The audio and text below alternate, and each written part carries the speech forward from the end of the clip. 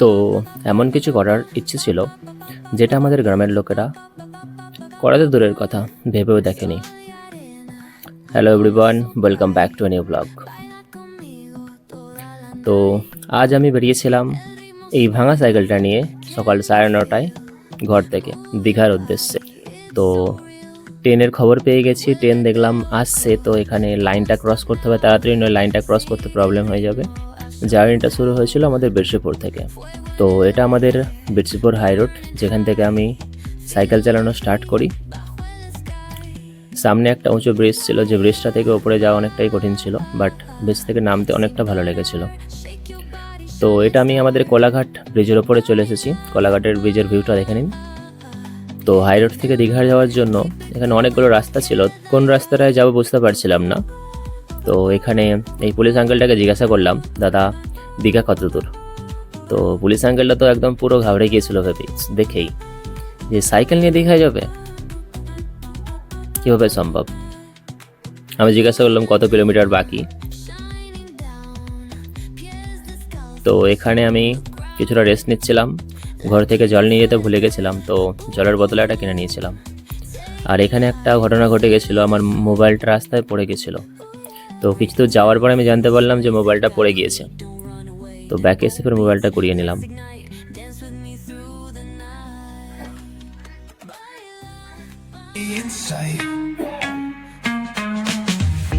তো এখানে একটা ভিউটা দেখুন, কত সুন্দর ভিউ। রাস্তার পাশে ফুল গাছ রয়েছে।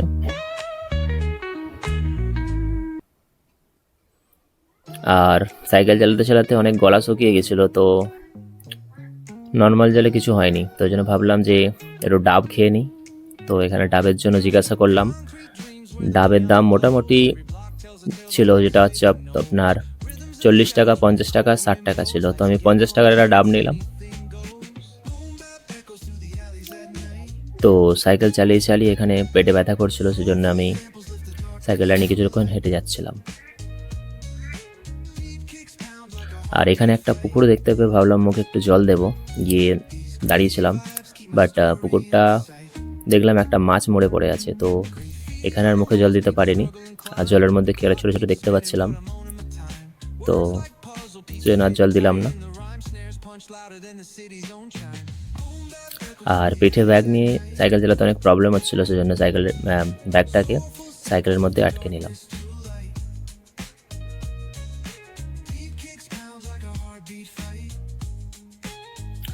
আর এখানে দুপুরে খিদে পেয়ে গেছিলো খুব জোর, তো খাবার খেয়ে নিয়েছিলাম।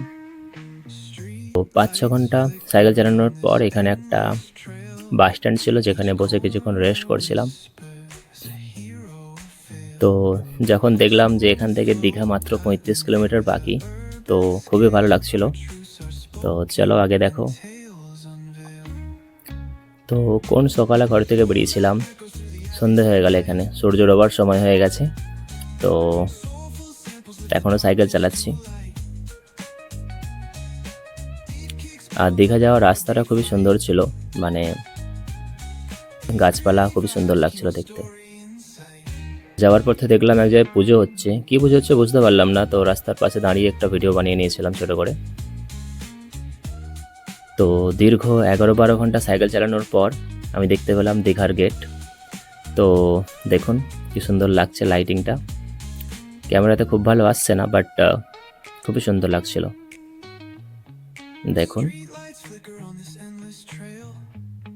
অ্যাটলিস্ট আমি দীঘার আশেপাশে চলে এসেছি। তো এখানে এসে সবচেয়ে বড় কাজ ছিল হোটেল খোঁজা।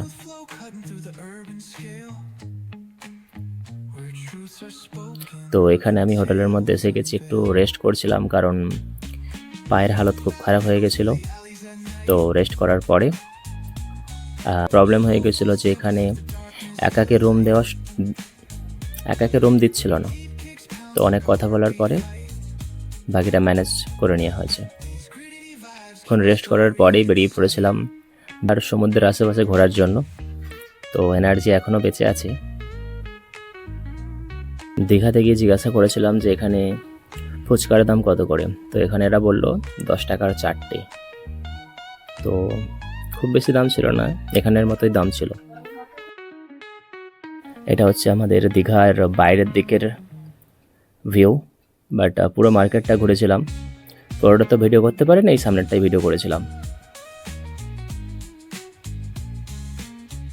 তো এটা আমাদের দীঘার সমুদ্রের পাশে বসে বসে একটু ভিডিও বানাচ্ছিলাম, কারণ ভিউটা খুবই সুন্দর ছিল। একা একা দীঘায় ঘোরার এক্সপিরিয়েন্সটা অনেকই রোমহর্ষকর ছিল, ভয় লাগছিল আর মজাও লাগছিল। তো এখানে বাদাম বিক্রি হচ্ছিল, বাদাম কেনার জন্য গিয়েছিলাম। একটা বাদাম খেয়ে দেখলাম বাদামটা কাঁচা ছিল, তো সেই জন্য আর বাদাম খেলাম না, কারণ একা গিয়েছি, যদি কিছু হয়ে যায় প্রবলেম হয়ে যাবে। তো এখান থেকে বেরিয়ে গেছিলাম অন্য কিছু খাওয়ার জন্য, বাট বেশি কিছু খাইনি, কারণ যেগুলো খেয়েছিলাম অনেক টায়ার্ড হয়ে গেছিলাম, তো হালকা কিছু খেয়ে নিয়েছিলাম।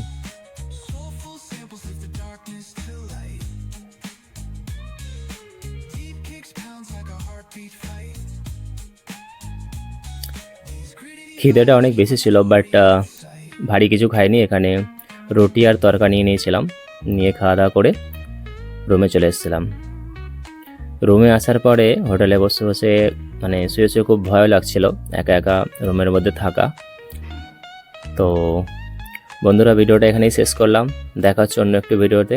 আজকের জন্য tata, bye bye, see you.